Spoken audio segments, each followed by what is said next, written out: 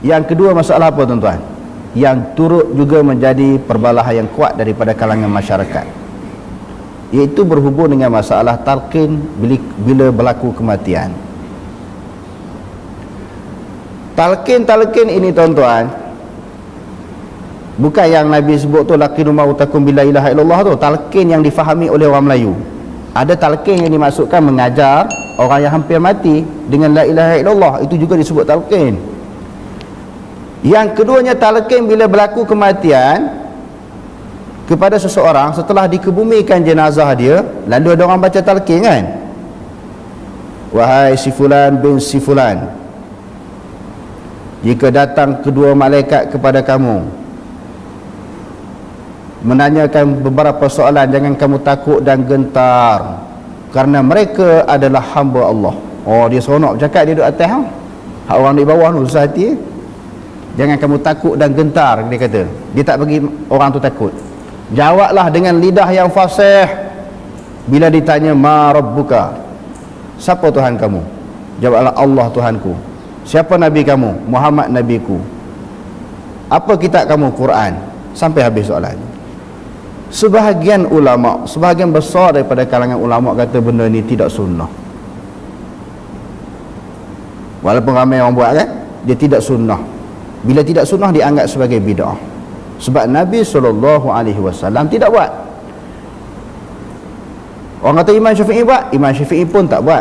Kalau tuan-tuan baca di dalam kitab Al-Um, dalam perbahasan berhubung dengan isu kematian ini, Imam Syafi'i kata bila meninggal dunia seseorang, dia lebih suka orang yang duduk di atas kubur itu sekadar masanya mengambil masa orang melapah kulit kambing. Duduk atas kubur tu setelah mengebumikan jenazah, kita duduk atas kubur tu, masa dia singkatnya sebagaimana orang melapah kulit kambing. Lama kan?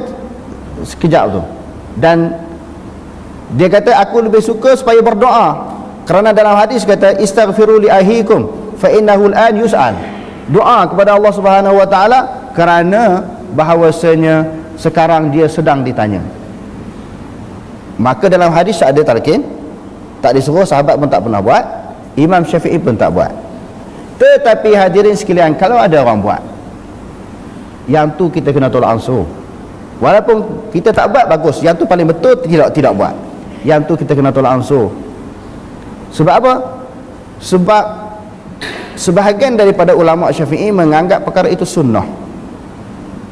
Di antaranya Imam Nawawi menyebut di dalam kitabnya, kitab Majmu' Imam Nawawi, satu kitab besar di dalam mazhab Syafi'i.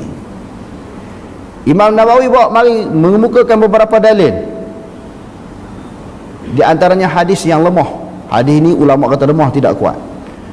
Hadis yang dikemukakan oleh Imam Nawawi ini disebut oleh Imam Qurtubi di dalam kitabnya Tazkiratul Mauta adalah hadis yang syaz. Hadis yang syaz ini, dan ada juga ulama kata hadis yang gharib, sebahagian daripada hadis-hadis yang dhaif. Dan isu talqin ini, amalan talqin ini diamalkan oleh orang Syam. Jadi Imam Nawawi kata dalam mazhab kami sunat. Maknanya kalau ada orang buat talqin, tak usah berbalah dalam masalah ni. Walaupun saya sendiri tak setuju orang buat, sebab Nabi tak buat, sahabat pun tak buat, Imam Syafi'i tak buat. Yang paling betulnya kita doa, itu yang paling betul. Tetapi kalau orang buat, jangan kita kata haram, kerana perkara ini masih diperselisihkan oleh ulama. Ulama-ulama hadis yang besar-besar pun dalam isu ini, walaupun mereka tak buat, mereka ini bertolak ansur. Yang tu kita kena tahu, sama ada orang yang belajar sunnah ataupun tidak belajar sunnah. Yang ni dia kena tahu. Kadang-kadang isu kunut berbalah di kalangan orang awam, isu talqin berkelahi.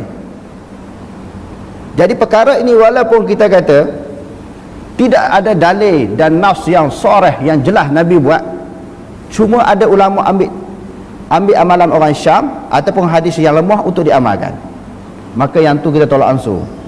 Tetapi yang paling baiknya macam mana? Apa yang dibuat oleh Nabi, hak tu paling betul. Bila Nabi kebumikan jenazah, dia doa, hak tu paling baik lah, paling baik. Dan Imam Syafi'i pun kata Apa yang aku suka sebagaimana apa yang dilakukan oleh Rasulullah sallallahu alaihi wasallam. Adakah dia sabit? Ulama beza pendapat. Talqin mayat selepas daripada tanam. Talqin mayat, talqin orang yang nazak la ilaha illallah, yang tu tak ada khilaf. Memang sunnah. Bila dia nazak, kita ajar dia la ilaha illallah tu sunnah. Tapi talqin selepas mengkuburkan mayat, ulama berbeza pendapat. Mazhab Syafi'i dia kata sunnah, digalakkan berdasarkan hadis Buraidah. Hadis Buraidah ni dipakai oleh mazhab Syafi'i, tapi hadis ni tidak sahih. Hadis ni dhaif. Yang sabit daripada Nabi, lepas tanamkan mayat ni, bagilah sedikit ucapan untuk ingatkan orang yang ada sekeliling tu tentang kematian. Dan juga yang sabit daripada Nabi, lepas ditanam tu Nabi duduk di kawasan kepala mayat tu, dekat kubur tu, Nabi kata is'alu li akhikumut tasbit fa innahu al-an yus'al. Mintalah kepada Allah supaya sahabat kamu dalam kubur ini, saudara kamu dalam kubur ini ditetapkan jiwa, kerana sekarang dia ditanya. Tu je yang sunnah, yang sahih. Ya. Macam doa macam tu lah, kita doa. Kita doa. Doa sendiri-sendiri ya. Ya Allah, berikan dia kekuatan jiwa untuk dia menjawab soalan. Itu pilihan saya lah. Tapi tuan-tuan, benda ni khilaf di kalangan para ulama. Tuan-tuan pilih yang mana. Kalau saya pilih talqin mayat ataupun talqin lepas menanam ni tak ada lah bagi saya. Tapi kalau saya tengok ada orang talqin di atas kubur, kalau saya tengok orang talqin atas kubur, kan, saya taklah bantah sebab saya tahu dia mazhab Syafi'i lah. Cuma kalau orang tanya saya kata saya tak setuju lah. Tapi jangan bantah-bantah lah, jangan gaduh pula atas kubur tu. Dan kalau ada orang yang waris dia meninggal, dia pilih untuk tidak bertalqin, dia pilih tak nak talqin, dia ikut mazhab lain, mazhab yang kata hadis ni dhaif, tuan-tuan jangan pula pergi petikai kat dia. Tu waris dia, itu dia wali kepada orang yang mati tu, so pilihan dia lah. Jangan bergaduh. Jangan bergaduh. Kita ni nampak pelik sikit bergaduh, kan? Nampak pelik sikit je bergaduh, jangan gaduh. Kalau orang tak talqin, maksudnya dia tak ikut mazhab Syafi'i dalam masalah tu. Kalau orang tu talqin, yang pegang tak talqin, jangan duk pergi bantah. Cuma bagi tahulah kalau saya tak. Kerana hadisnya dhaif. Okey? So jangan bergaduh, relax.